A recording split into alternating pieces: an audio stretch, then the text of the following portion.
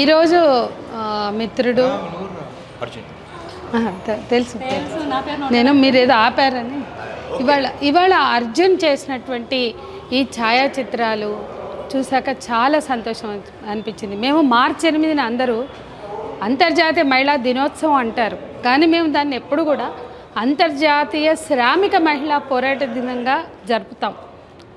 గత 70-80 ఏళ్ళుగా భారతదేశంలో కమ్యూనిస్టు విప్లవ భావజాలం కలిగిన వాళ్ళందరూ కూడా దీన్ని అంతర్జాతీయ శ్రామిక మహిళా పోరాట దినం అంటాము.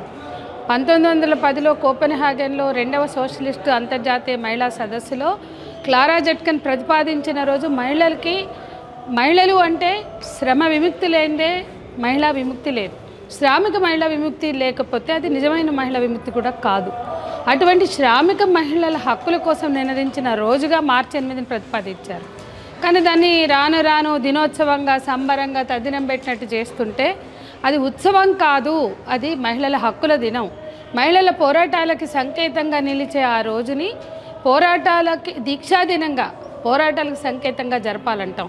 అట్లాంటి పోరాటాలకి ఒక సంకేతంగా అందులో ఆదివాసీ మహిళలు, బంజారాలు, అట్టడుగు వర్గాలకు చెందిన మహిళలకు సంకేతంగా ఈ మార్చి 8 సందర్భంగా నిజమైన అంతర్జాతీయ శ్రామిక మహిళా పోరాట దినంగా శ్రామిక మహిళా సౌందర్యాన్ని ఆవిష్కరించిన అర్జున్ని నేను మనస్ఫూర్తిగా అభినందిస్తున్నా.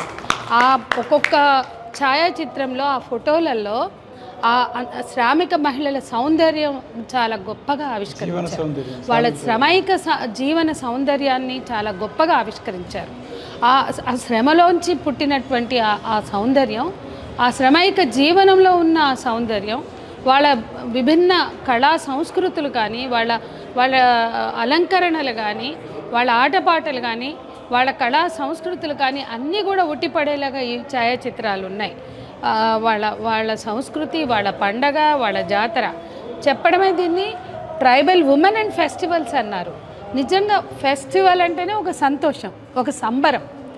ఆదివాసీల, బంజారాల ట్రైబల్ పండగలంటే ట్రైబల్ శ్రమలోంచి పుట్టిన పండగలు అవి సెలబ్రేషన్స్, నిజంగా సెలబ్రేషన్స్.